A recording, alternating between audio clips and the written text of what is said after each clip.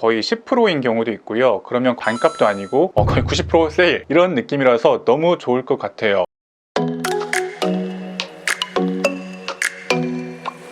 네, 안녕하세요. 실전 법률 알려드리는 현변이고요. 오늘은 반값으로 민사소송하는 법, 지급명령에 대해서 간단히 좀 알아보려고 해요. 그러니까 지급명령이 뭡니까? 지급명령은요, 법원에서 짜는 절차만 통해가지고 별도로 재판 없는 게 제일 중요한데, 민사 판결문과 같은 효력을 갖는 지급명령문을 받게 해주는 절차예요. 쉽게 말해서 재판도 안 하고 빠르고 신속하게 민사 확정 판결과 같은 효력을 받는 지급명령문을 받게 해주는 겁니다. 굉장히 좋을 것 같죠? 심지어 민사소송보다 인지대나 송달료가 굉장히 저렴합니다. 상당한 금액별로 할인이 되는 할인된다고 하니까 좀 그런데 저렴하게 진행 가능한 장점이 좀 있습니다. 여러분들이 많이 물어보시는 건데, 오늘 떼인 일이 있고 채권이 있어가지고 이거를 어떻게 확정 판결로 만들고 어떻게 집행까지 갈 수 있는지 고민을 좀 하시는 분들이 많은데, 지급명령과 관련된 정보들이 좀 많다 보니까 지급명령은 어떤가요? 라고 물어보시는 분들이 굉장히 많이 있어요. 저에게 이제 상담 오신 분 대부분은 지급명령을 신청하는 게 무의미한 경우가 굉장히 좀 많이 있고요. 스스로도 지급명령을 그렇게 선호하지는 않습니다.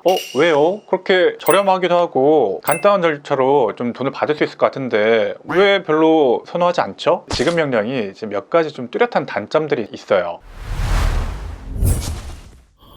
인지대가 보통 금전채권 같은 경우에 민사소송의 인지대에 비해서 거의 10%인 경우도 있고요. 그러면 반값도 아니고 거의 90% 세일 이런 느낌이라서 너무 좋을 것 같아요. 그리고 채무자가 이 지급명령 받아본 이후에 14일 동안 이 일을 안 하게 되면은 바로 확정이 되기 때문에 그 확정된 지급명령을 토대로 집행에 들어갈 수 있기 때문에 굉장히 또 신속하게 진행될 것 같은 그런 느낌이 있습니다. 근데 실제로는요, 약간 좀 차이가 좀 있어요. 일단 지급명령이 유효한 경우를 설명 좀 드릴게요. 지급명령은요, 금전에 관한 채권이어야 되고요. 유가증권이나 대체물, 공유 이런 거도 청구하는 경우가 있긴 한데 가능은 하긴 한데 주로 금전채권인 경우에 이 지급명령을 하게 되어 있고요. 또 채무자의 주소나 주민등록번호를 거의 정확하게 좀 알고 있어야 됩니다. 이 지급명령 같은 경우에는 사실조회나 이런 걸 통해서 주소를 보정하는 게 좀 어렵기 때문에 주소가 거의 분명한 경우에만 지급명령이 좀 유효할 거예요. 또 세 번째는 명확한 채권의 증거가 있어야 됩니다. 차용증, 계약서, 각서, 약정서, 그리고 적어도 계좌이체 내역 이런 것들이 구비가 되어 있는 상태에서 서면만 보고 지급명령 신청을 판단을 하거든요. 그런 서류 정도는 꼼꼼히 좀 갖춰져 있어야 지급명령을 신청할 수 있는 요건이 돼요. 그리고 가장 중요한 게 이건데요, 이게 바로 단점과 연결이 돼요. 바로 상대편이 이 일을 하지 않을 가능성이 높아야 됩니다. 이게 뭔 소리야? 지급명령을 상대편이 받고 14일 이내에 이의제기를 하지 않으면 확정이 된다, 이렇게 말씀 좀 드렸잖아요. 그러면 이 일을 하게 되면요, 이 경우에는요 변수가 좀 생겨요. 이 경우에는 지급명령이 확정이 되지가 않고 보정이 나오는데, 어떤 보정이 나오냐면 민사소송을 하라는 보정이 나옵니다. 이 지급명령으로 가다가 만약에 상대편이 이 일을 안 했다면은 그대로 확정해서 집행으로 넘어갈 수가 있는데, 만약에 상대편이 여기서 이 일을 하게 되면요, 민사소송과 똑같은 절차로 다시 돌아가게 돼요. 도돌이표인 거죠. 아까 14일이라고 말씀 좀 드렸지만 이 지급명령도 송달에 어느 정도 시간이 걸리기 때문에 지급명령 신청서를 작성해서 법원에 가서 제출한 다음에 법원에서 서류들을 검토를 한 다음에 상대편한테 보냈잖아요. 이 기간만 해도 벌써 한 달 정도 끌렸을 거예요. 그리고 그 다음에 14일을 추가로 주는 겁니다. 14일 다 돼가지고 상대편이 이 일을 하게 되면 이때부터 다시 민사소송 절차로 다시 돌아와야 되기 때문에 오히려 시간을 많이 끌리게 되는 경우가 종종 생겨요. 진짜 상대편이 진짜 미안해, 내가 진짜 어떻게든 갚을게, 앞으로 돈 모아가지고 갚을 테니까 조금만 기다려줘, 이러고 있는 상황이라면은 지급명령 하는 게 유효할 수가 있죠. 근데 반대로 상대편이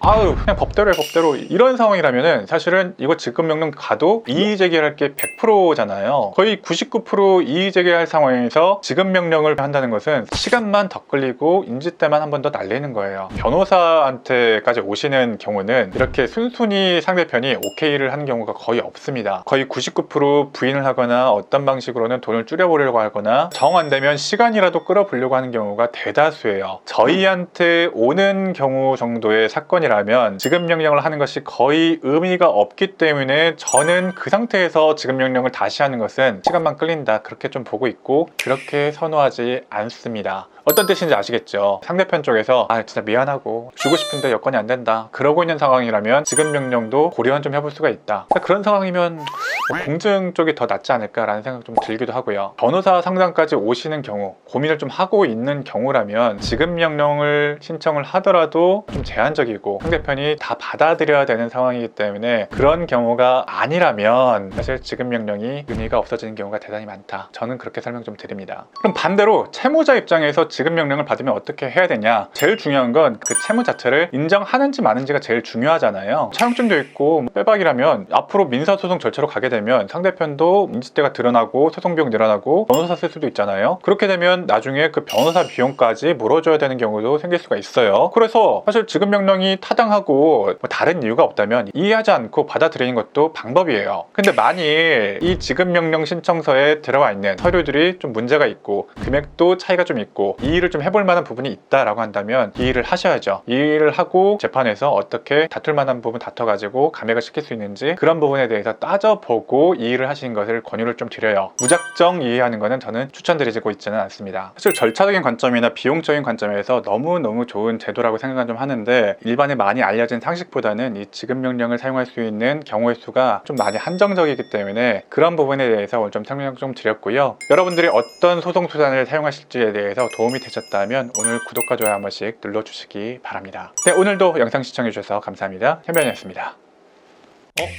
구속 그렇게 하는 거 아닌데 이렇게 한번 해보세요. 고소의 기술에 그 내용을 담았습니다. 지금 서점에서 구매하실 수 있어요.